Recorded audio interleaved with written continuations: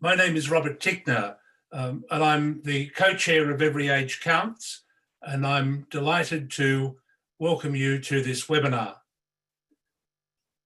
I'm not sure if people can hear me, but I believe I'm live, so I'll continue. This is a very significant event for Every Age Counts, and I'd like to begin by acknowledging the traditional owners from the many parts of Australia that are participating in this webinar today.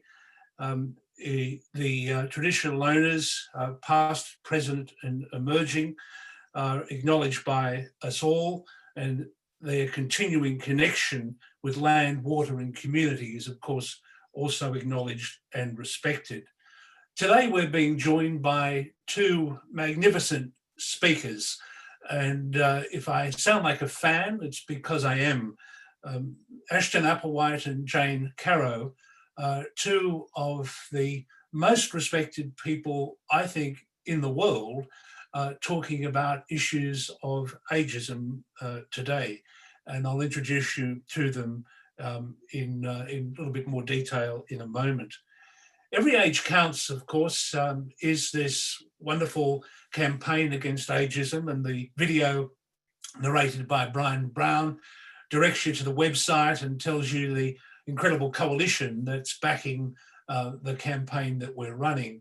And indeed, Ashton Applewhite has said that our campaign is in some ways a bit of a global model for what we should be doing right around the world.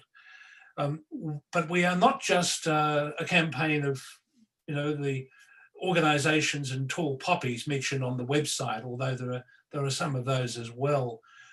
We lost one of those people, the magnificent Susan Ryan, in recent weeks, and I just want to acknowledge her enormous contribution today as well. But we're really a community-based campaign, and that's why this webinar is so important, because it gives us an opportunity to grow our campaign, to further engage with people right across this country.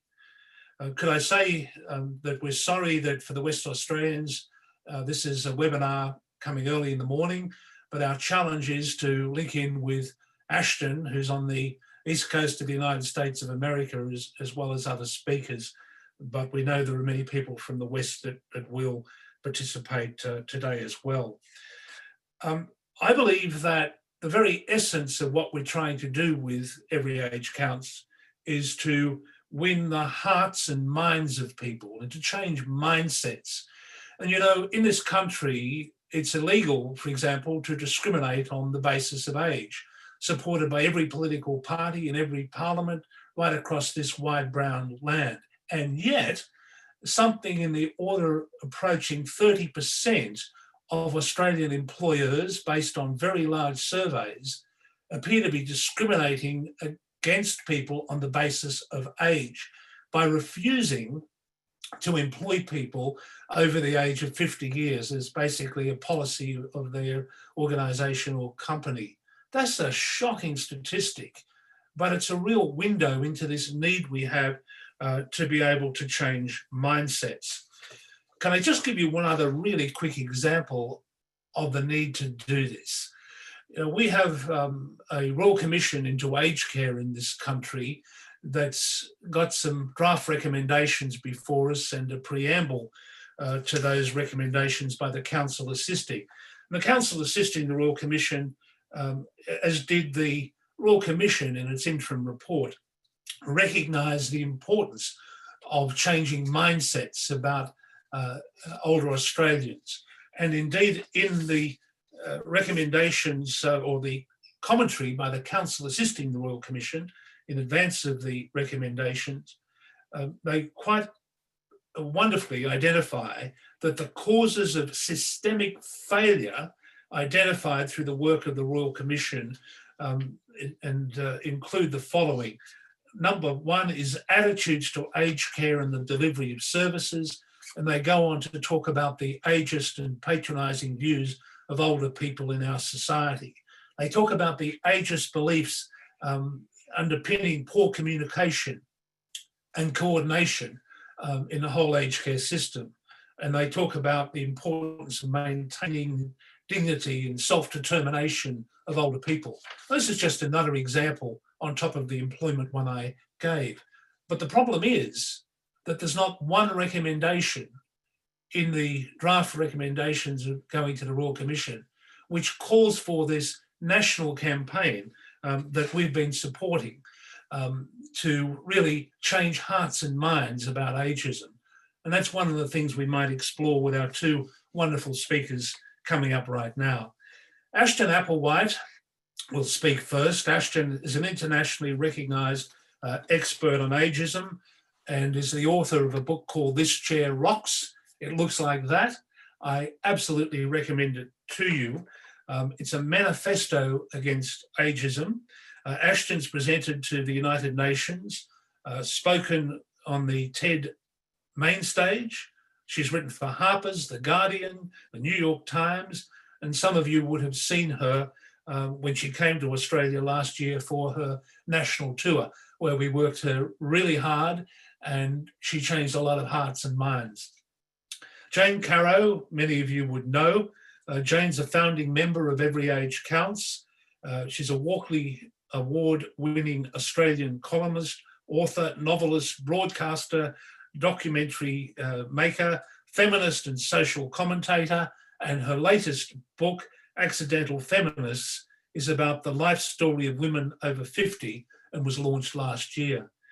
So thank you so much, both of you, for joining us today. I'm going to give each of our guest speakers 5 minutes to open up the conversation on the impact of the COVID virus, the insights that that's gained for all of us, I think, about ageism, but also to broaden the whole conversation to ensure that many diverse people on this webinar, some of whom may not have engaged with this issue before, fully understand why we're all fired up to do something about this really important social issue for our country. Ashton, can I ask you to speak first, please?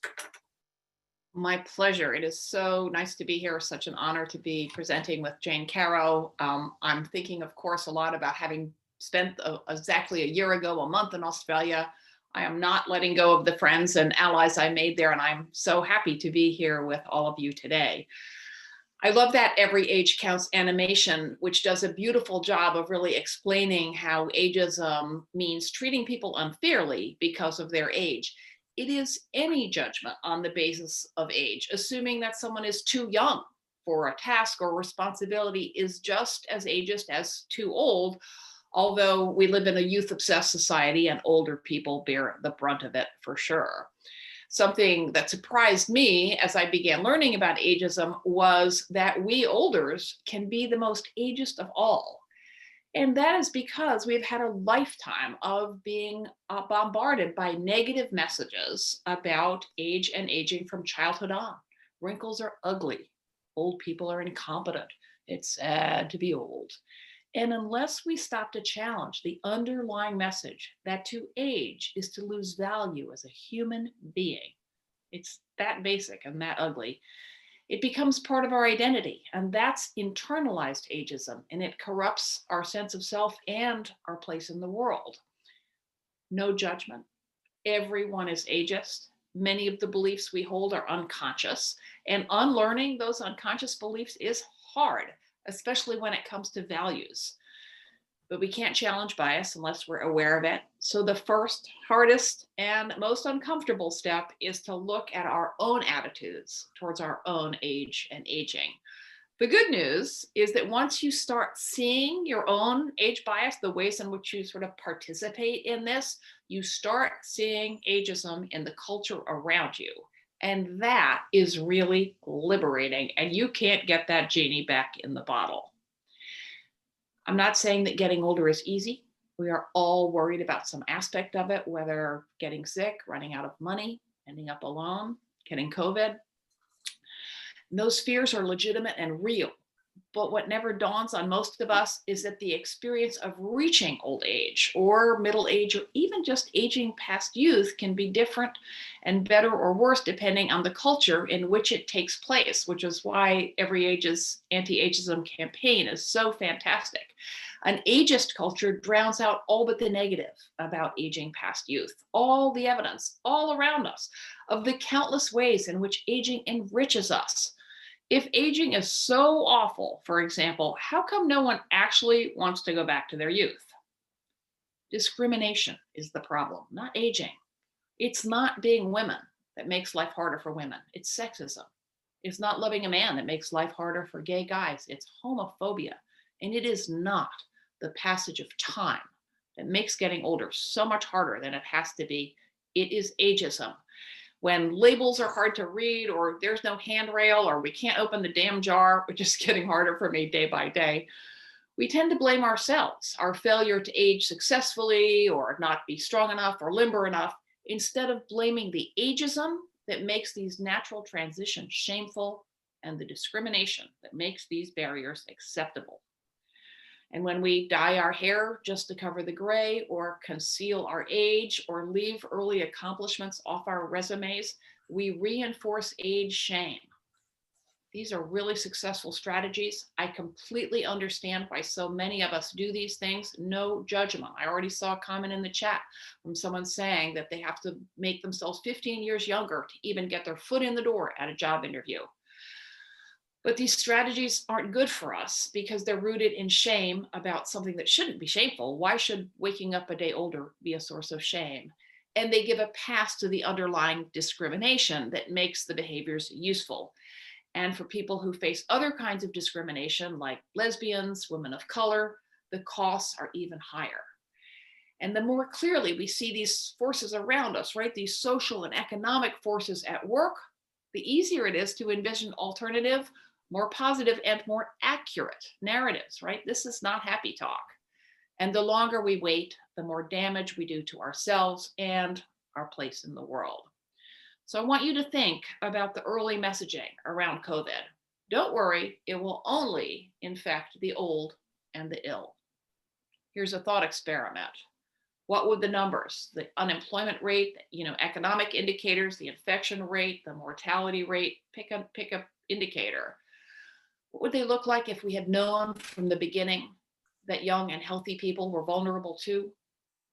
Very different, as the Director General of the World Health Organization himself acknowledged early in the spring.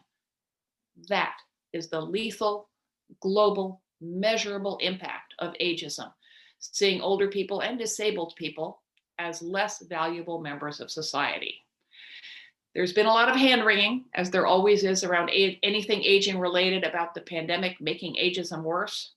The pandemic isn't making ageism worse. It is glaringly exposing the prejudice that has been around us all along, and not just age bias, but racism and ableism, prejudice against people with disabilities. It is public awareness and outrage about these prejudices and injustices that are on the rise. And that gives cultural critics like Jane Caro and me, and organizations like Every Age Counts, a historic opportunity to build on that awareness with all of you. And that's really exciting. Thank you. Thank you very much, Ashton. And just before I call on Jane, can I just remind people that we're recording this webinar because it's going to be a tremendous source of inspiration to a lot of people who aren't able to be with us today, but also to encourage you to put your questions in the chat function. There's going to be a lot of competition to see which question is answered. But if you want a question in, go in the chat function. Jane, may I throw to you? Indeed you can, Robert. Thank you, Ashton, for that absolutely fantastic presentation. You said everything that I think about this subject, really. The only thing that struck me as you were talking, and also as I was watching the video, was how much this mirrors the other fight of my life, I guess, which is the fight for women's rights, and how similar ageism and sexism are. You also pointed that out, and indeed that it has a lot in common, particularly with ableism. I mean, you are absolutely right about the incredible lack of concern about those people who have a disability or in some way immune compromised, as well as those who are older. that COVID and the attitudes of many people around the COVID virus have revealed so starkly to us all, and quite shockingly as far as I was concerned. I was quite astonished by some people who I thought were quite respectable pundits in Australia commenting in ways that I found quite astonishing about 68-year-olds being ready to sacrifice themselves on the altar of the economy for the good of the young. Unbelievable. So my fight around sexism, my fight as a feminist, informs my feelings about how ageism operates as well. And I noticed in that video very strongly a really beautiful illustration of the two kinds of ageism that operate in the same way as there are two kinds of sexism. There is benign ageism and there is hostile ageism. So benign ageism is the patronising, it always gets right up my nose when anyone over a certain age achieves something and everybody gushes all over them as if it's quite extraordinary that an older person, or might be able to run a marathon or swim in every morning in the sea or whatever. Like that is benign ageism, because the fact that it's seen as remarkable, out of the box and worth making a big fuss about, reveals to me an attitude which is always revealed to me whenever anyone talks about strong women. I am apparently a strong woman. No doubt Ashton is often called a strong woman herself. The problem with that is it implies, gosh, that's unusual. Most women are weak. It's the same with ageism. Wow, look what you can do. Most old people can't do stuff like that. It reveals the surprise, even though it might be meant kindly, reveals the deficit model that we have around older people. The fact that we see them as being in inevitable decline and losing what they had. And there was another word that's been mentioned a couple of times, I think both by Ashton and by Robert, which is this word dignity.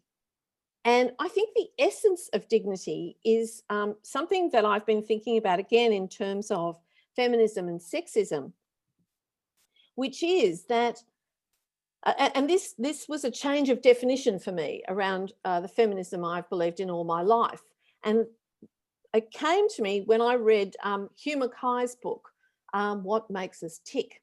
And in that book, he talks about the 10 desires that need to be met before you can live a satisfying life. And he says they're not in any particular order except the first one, which is the desire to be taken seriously.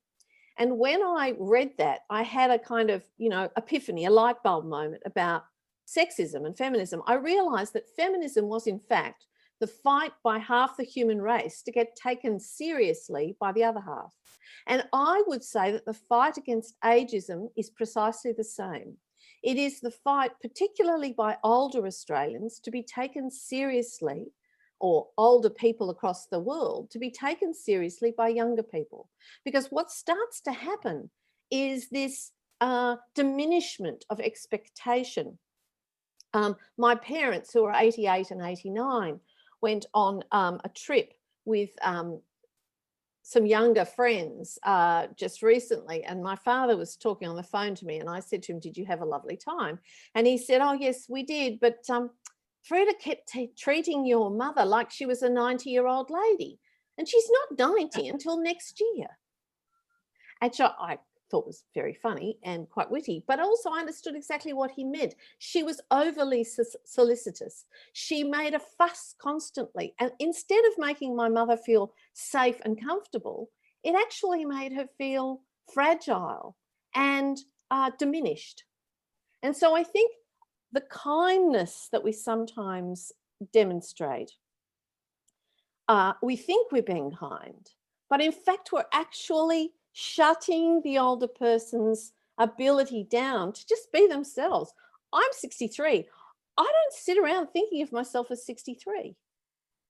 I just think of myself as me. And I just want to be treated like me. And if I'm lucky enough to make it to 93, I want to be treated just like me. It won't be any different to me. I mean, I'm sure there'll be differences when I look in the mirror and differences possibly in aches and pains. I'm noticing a few of those. But as to who I feel I am intrinsically, no different. I am still me, and I want to be treated that way like anyone else. And I think that's what's so important about all the isms, that at bottom, they're all the same. They're all fighting for the right to be taken seriously as your unique self, regardless of the contents of your knickers, the colour of your skin, who it is you fall in love with, or how long or short you've been on the planet. It's not hard, it's not complicated.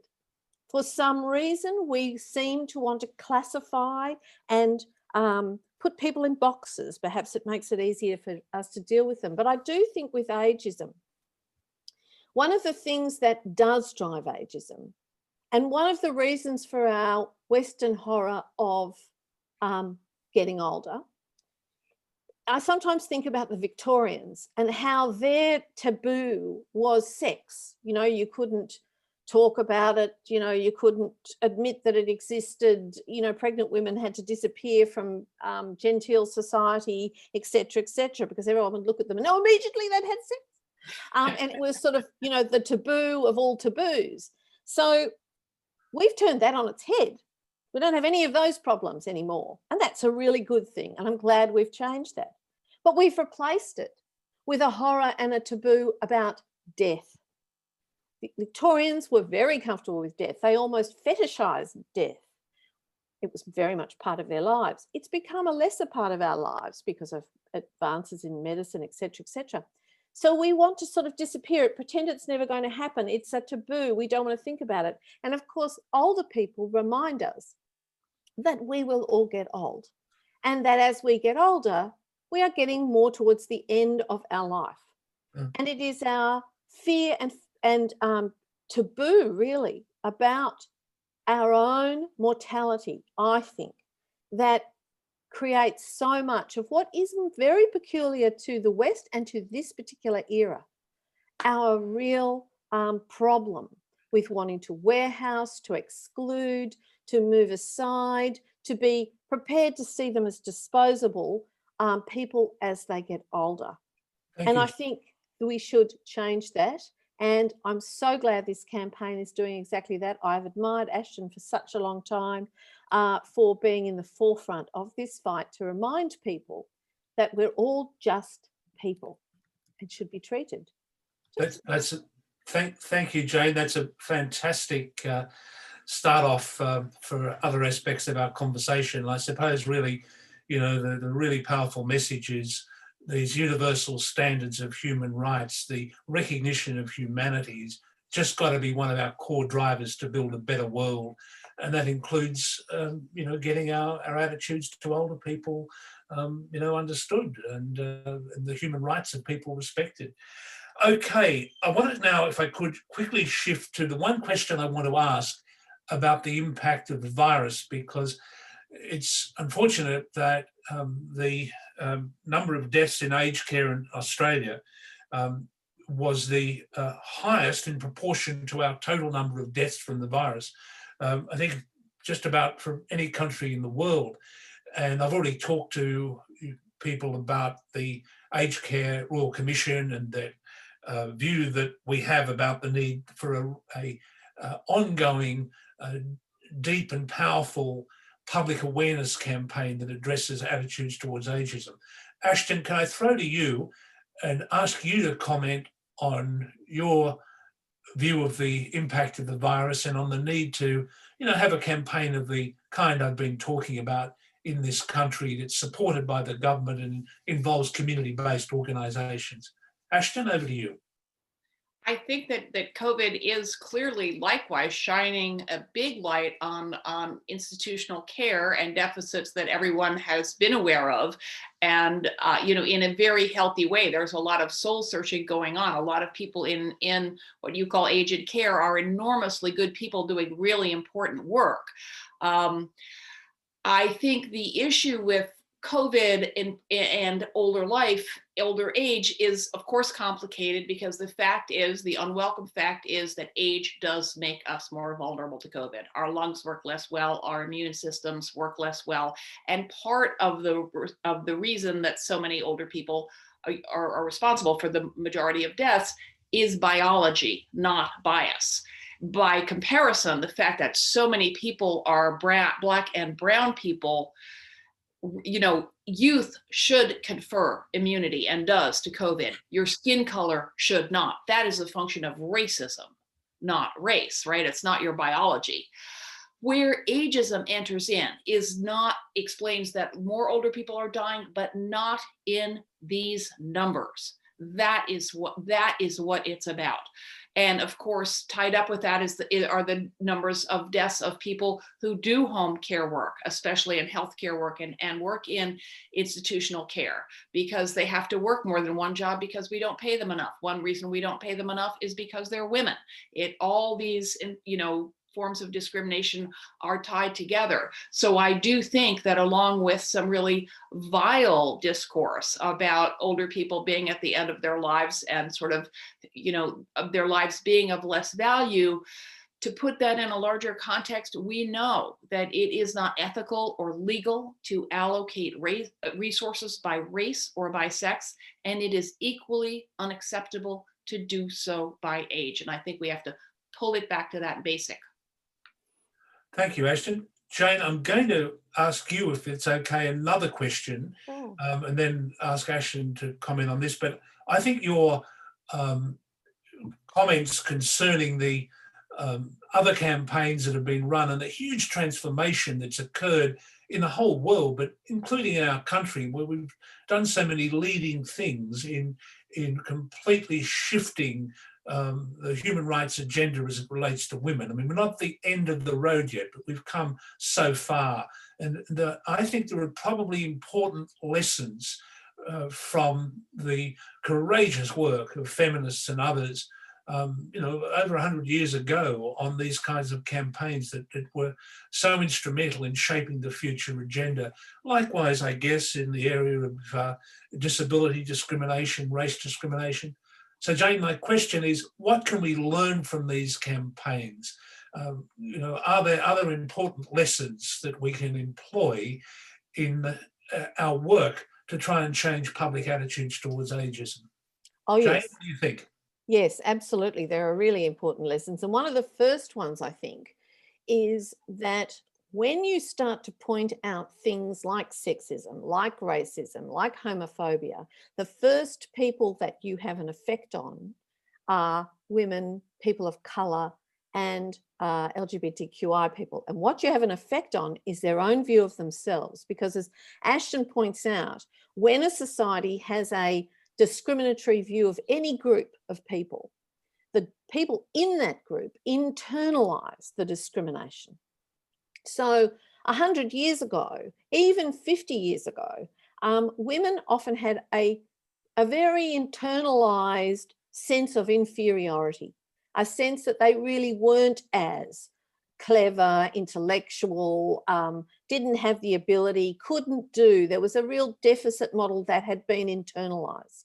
And right from, the very start, we often in the West think it was Mary Wollstonecraft, and she certainly was important. But this, trying to say to women and people in other groups, this is a view of you that has been imposed upon you. It is not about who you intrinsically are. That is where the first revolution happens. And to give older people, older human beings, as we all are going to get there and age, a sense that this discrimination, this condescension, this exclusion, this sense in which they have somehow been diminished simply by the passage of time, is a point of view that is imposed upon them. It is not intrinsically true. They do not have to accept that they can get angry, they can rebel, they can speak up for themselves. That is the first and most important revolution, because you won't get changes of attitudes until people themselves have change the way they view their right to participate fully in society. And I think that we can see just from the fact that this campaign exists, that is starting to happen. Hugely important. That then goes on to change the attitudes of other people, and it ripples through. But to change behaviour is much harder than changing attitudes. And that is something that will take a longer time. We're still seeing in the battle against racism, the battle against homophobia, the battle against sexism and ableism, that behaviours remain, even though for most people attitudes have changed. And that's a much longer discussion, but it can be done, but it takes longer. But we're in a really great place because the internal views of older people about themselves and their own abilities and rights are changing, and that is really fantastic. Thank you.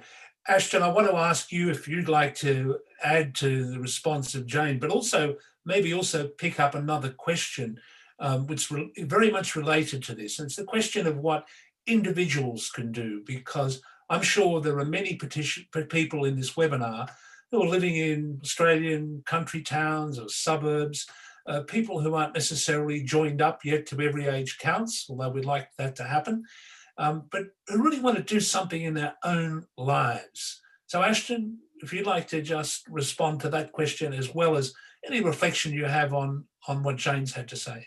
Yeah, I mean, it relates very much to what Jane said so eloquently. You know, the old saying is all change starts within. The tool that catalyzed the women's movement was consciousness raising, you know, a phrase from the 60s, but no one's improved upon it, and it's very powerful. What happened was that women came together and compared notes and realized that they weren't the only people who couldn't get promoted, couldn't get heard, were getting harassed, who didn't have equal rights in their marriage, and so on. That what they had been thinking of as personal flaws, you know, back to like, I can't open the jar, or I somehow allowed myself to get wrinkles, so how could I have done this awful thing to myself? They were not personal problems. They were widely shared social and political problems that we could come together and do something about. And that is exactly the process we need around aging and ageism, is that the problem is discrimination. It is widely shared, that we should not be ashamed of what we think of as personal failings, and realize that we are being held hostage to values that we did not create, that do not serve us, and that we can change. So, you know, the Every Age Counts website has all sorts of tools, including the pledge. My website, thischairrocks.com, you can download a guide to starting a consciousness raising group around age bias called Who Me, Ageist. So start a consciousness raising group and noodle around on all the wonderful resources on Old School, on oldschool.com, oldschool.info, which is a clearinghouse of free vetted anti-ageism resources. The one I trot out all the time is Every Age Counts, because I mean it, that Australia is setting a standard for the world with all its fantastic materials. So thank you, Ashton. And don't forget the book, the good book. It's Well, absolutely fabulous. everything on the website is free except the book, so I don't want to seem like a shill. It'll change your life. I want to now, if I could, turn to Jane again and ask a question about intergenerational solidarity, because I think one of the most pernicious and divisive aspects of some of the debate around aging is this attempt to try and pit one group of Australians against another based on age. So Jane, can I ask you, how can we really build that solidarity? Because, you know, people on this call, many of them, you know, will have kids, you know, who are trying to get jobs, they'll have grandkids. We've all got an interest in making sure that our whole community benefits from our economic prosperity in this country. How do we stop this pitting of one generation against another? Yes, it's quite difficult because we're in an age where many politicians seem to think that dividing and conquering is a really good idea. We've seen that recently with what I think is an absolutely outrageous piece of ageism, where our government has legislated for incentives for employers to hire younger people, people under 35, and even higher incentives to hire people under 29. And they refused to amend that legislation to make sure that older people weren't fired so that the employer could hire a younger person and get the government incentive that came with them. So this directly pits generations against one another, and that is the exact opposite of what we need to see and need to be doing. There's also a tendency, I mean, I think in a way 'twas ever thus, you know, that generations have often been critical. I mean, I'm sorry, I'm a member of the baby boomer generation, and I remember us way back in the 60s and 70s talking about the man, Bob Dylan's song, you know, mothers and fathers throughout the land, get out of the way. If you can't lend a hand, your old ways are rapidly changing. So we were just as guilty of being ageist and arrogant when we were young as some of you know, the younger people today are too. And we had some justification. It was young men who were being sent to the Vietnam War, you know, and that was the catalyst for that particular sense of outrage. And currently we have a situation where for some older people, wealth is more concentrated at that end of the society, the chance of home ownership for some older people, and I got a free university education, that nanosecond of a window of an opportunity, thank you to Gough Whitlam. And you know, we now saddle our young people with very high debts. So there's always a healthy conversation to be had about what has been done right and what has been done wrong in the past and in the present, and what might we do in the future. The thing to remember, however, is, just to go back to my opening remarks, we're all stumbling about in the dark, whether we're old or we're young, whatever generation we happen to be born into, trying to make our way through the circumstances in which we find ourselves. Every generation will stuff it up and get some things right, and that's fair enough. I think the biggest criticism that I make about myself and my own generation, and this is a sense of failure for me, is that I don't feel that I will be passing on to my grandchildren a planet in as good a state as my grandparents passed on to me. But what I'm seeing is older people being very active in trying to do things about climate change, sound the alarm, get involved and get engaged. So it isn't really about whether you're young or you're old. It's really about, you know, what side of the fence you find yourself on personally and politically. There are terrible old fogies who are 25, and there are superbly, from my biased point of view, progressive, adventurous, radical people who are 85. And that's always been true too. So again, it goes back to people are individuals. Stop trying to categorize them according to the generation, you know, the lottery of birth. Yeah. I didn't pick to be born in 1957. It just happened. I mean, we were lucky when we were born, but it doesn't, and younger people have every reason to resent that and envy it, but it doesn't make us the enemy. No. Right. And with politicians everywhere in the world exploiting divisions of race and class and gender, we cannot afford to add age to the mix. And there is no evidence, zero evidence, that older people don't care about young people or younger people don't care about olders. This us versus them thinking is used always by people at the top of the food chain to keep us pitted against each other when we might otherwise join forces and challenge the status quo. Absolutely. I do occasionally have to point out to some of my fellow younger feminists that old is not an insult. It is a statement of fact. Mm-hmm.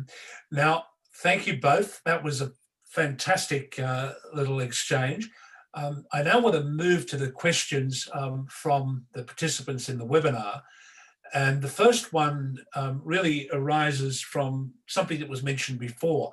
And I think we tap a nerve when we talk about the appalling statistics about discrimination in employment. As we say, something like 30% of Australian employers, according to the major surveys, have a policy of not employing people over 50. Now, that's against the law. But I guess our question is, are really asking, what can we do about that? You know, if we feel that this is happening, what's the steps that we take, not only as individuals, but in a campaigning sense as well, because we want employers to stop this. And can I just add one other point in context of this question? You know, we're on firm ground here because we have cross-party support for the Every Age Counts campaign. And we have cross-party support for laws that make it illegal to discriminate against people on the basis of age, including in employment. Yet it's happening to a huge extent. So I'm going to throw to Ashton first. How do we stop this? Is it about changing hearts and minds? What do we do? Always. I mean, I'm an activist. We are not going to end discrimination in the workplace or in healthcare or in gender relations or anywhere without challenging the underlying culture. Just like we needed a grassroots movement around the role and voice of women around the world. So I'm a culture change agent, and I think the most important thing we all need to do is join the movement against ageism. In a slightly more short-term pragmatic sense, ageism is illegal. Encourage people to document if they are being discriminated against and to file a suit. We are starting to win them in the United States. It always sort of astonishes me that in such a capitalist culture as the US, that ageism, like racism, costs companies money. There is tons of data that shows that diverse workforces are more profitable, are more efficient, are better to work in. So one thing you can do is ask people or your employer, or if you're a consultant, whatever, what do you think of as criteria for diversity? And if age is missing from that list, ask how come. And no one says, that's a dumb idea, or let me get back to you.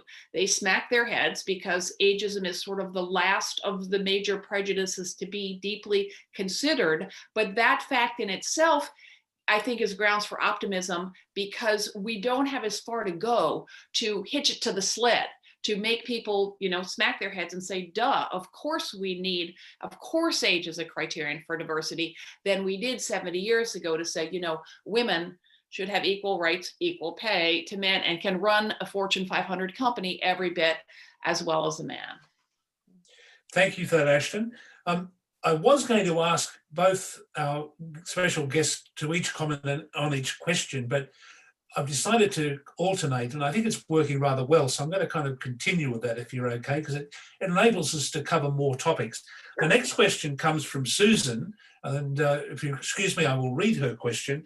She says that following the Royal Commission into both aged care and the violence, abuse, neglect and exploitation, which shows very clearly the toll from a toxic combination of ageism and ableism. Yet the Royal Commission, while acknowledging this, hasn't made any recommendations. How should we respond? And I'd like to go back to Jane for that one. If I could. Yes, it is. Elder abuse, of course, is a growing problem. And we are at the very beginning of doing something about it, because I think we're only just starting to acknowledge that it's happened, and probably, sadly, the Royal Commission is rather similarly just beginning to acknowledge that it's happening.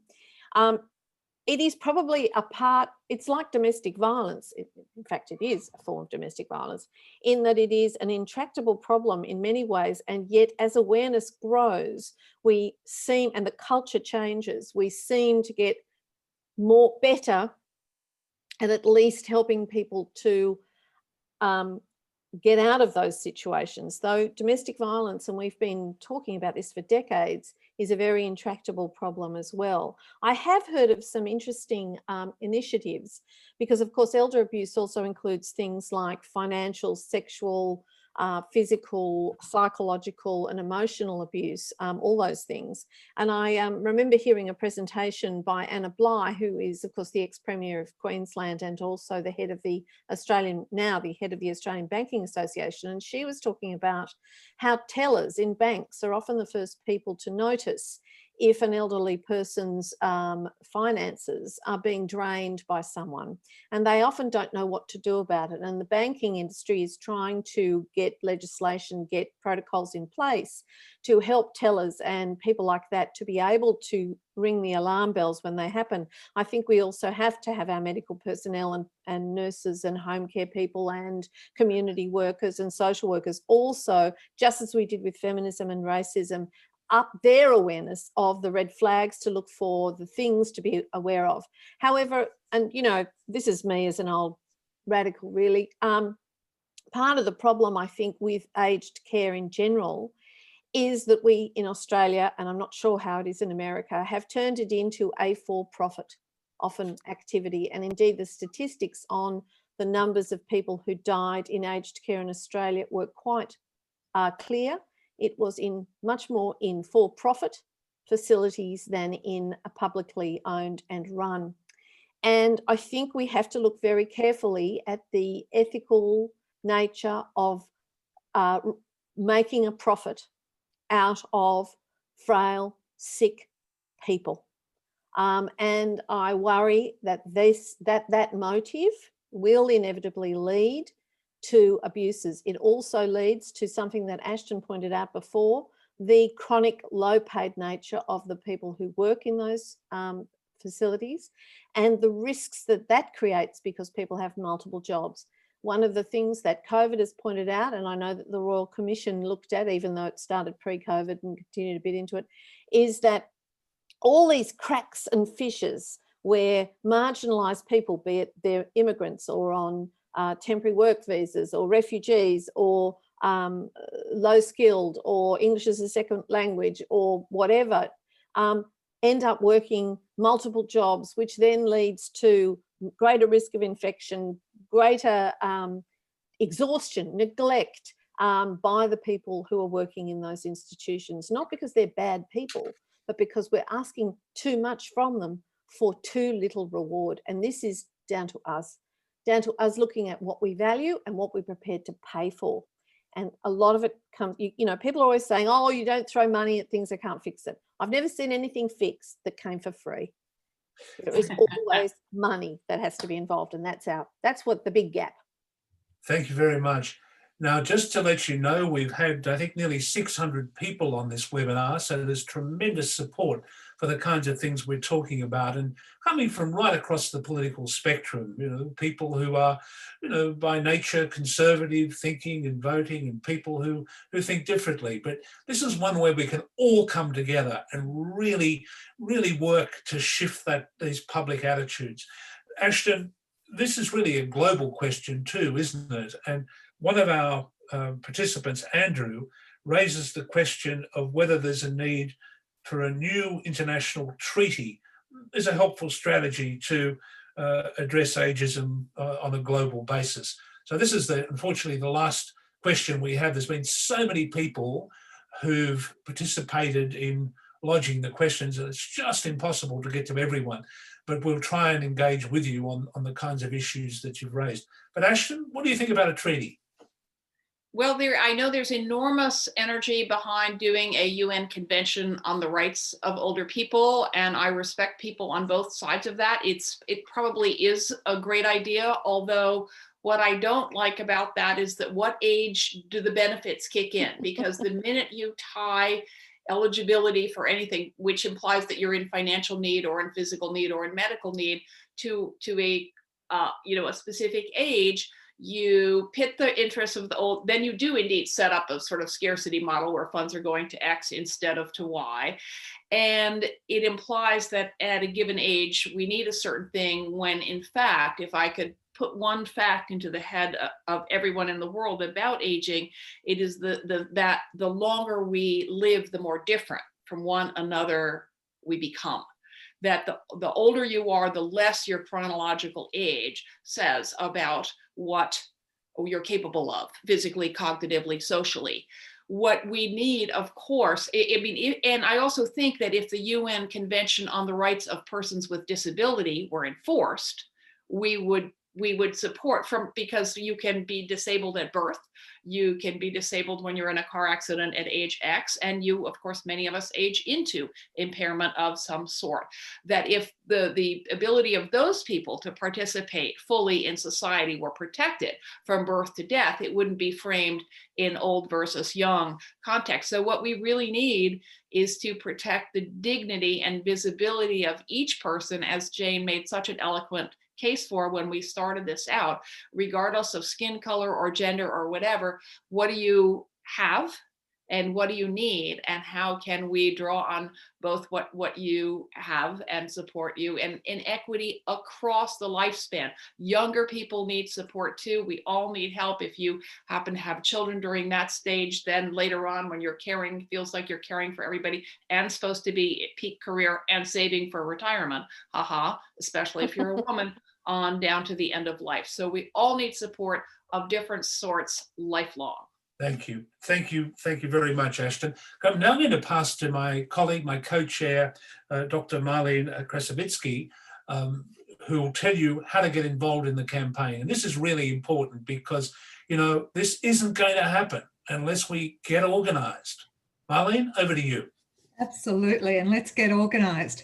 Wow, what an invigorating discussion this morning. So much food for thought. Thank you, Ashton. Thank you, Jane. And thank you, Robert. So from this inspiration, where do we go? Well, as Robert said, as the co-chair and director of Every Age Counts, my first call to action is, if you haven't already done so, please go to our website, www.everyagecounts.org.au, and take the pledge to end ageism. And then talk about it with your family and friends and encourage them to take the pledge too. This is all about raising awareness of ageism. So the more we talk about this, the better. And many of you will be part of organisations, workplaces, sporting clubs, interest groups. Please encourage them to join Every Age Counts. We're a diverse and growing coalition, and we need diverse voices and perspectives. And the details of how organisations can join are also on our website. There are so many ways you can get involved and help end ageism. I'm going to give you some ideas. I'm sure you have more. Firstly, start a conversation. We have resources that can help you with this, including The Real Old, a magazine that presents a more realistic view of what it means to get older in 2020 and beyond. You can also share the video that opened our session today and the Am I Ageist quiz on our website, which is a great thing to share on social media. And while we're talking social, please follow us and share our posts on Facebook, Twitter, and Instagram. Now, in exciting news, our next big step for the Every Age Counts campaign will be to release more resources that help you have those conversations. And these are coming next year. If you take the pledge, you'll be on our contact list and you'll hear about it. And we'd love you to get involved as we build our social movement to end ageism. But I just want to go back to a point that Robert and many of you raised in the chat during this conversation. Despite the Aged Care Royal Commission acknowledging the impact of ageism as a key underpinning of some of the failures of the aged care system, there are currently no recommendations to actually address ageism and its impacts. We argue that without doing so, reform's going to continue to be stymied and not achieve its intent. We have long argued for a broad, government-funded, sustained public awareness and education campaign on ageism and its impacts, which aims to shift negative community attitudes to ageing and being older. This is now urgent and critical to ensuring enduring reform of this system. Please join us in our call to government to get behind this public awareness and education campaign. Take the pledge, follow us on social, or if you have a story about how ageism is at the heart of failings in the aged care system, write to us at info@everyagecounts.org.au, and you'll be hearing from us in the coming days. Please join us. The engagement today has been incredible. And please, let's work together to build a fairer, more inclusive Australia beyond 2020 without ageism. Thank you very much for your attendance today. We have recorded this event. You'll soon receive a link and it will also be on our website. Thank you again. Robert, back to you. Thank you, Marlene. In just the 60 seconds remaining, let me just say this. I read a powerful book last Christmas. It was called Daughters of Freedom by an Australian writer, historian Claire Wright. And it just showed how Australian women literally led the world with enormous courage, articulation, principle, inspiration that really not only got the vote for women in Australia, but made an enormous impact right around the world. So I guess, I love my country, not in any nationalistic sense, but, I'm proud to be Australian, but I want my country to be a better place, as all of you do. So if you want to make a difference and build a better world, let's get behind the Every Age Counts campaign. I can promise you that this isn't just some remote esoteric issue. It's a social justice campaign, and it's time that we got behind it. Thank you all so very much for your participation today. It's been a terrific webinar, and thank you in particular to our two guest speakers. Thanks so much, and goodbye.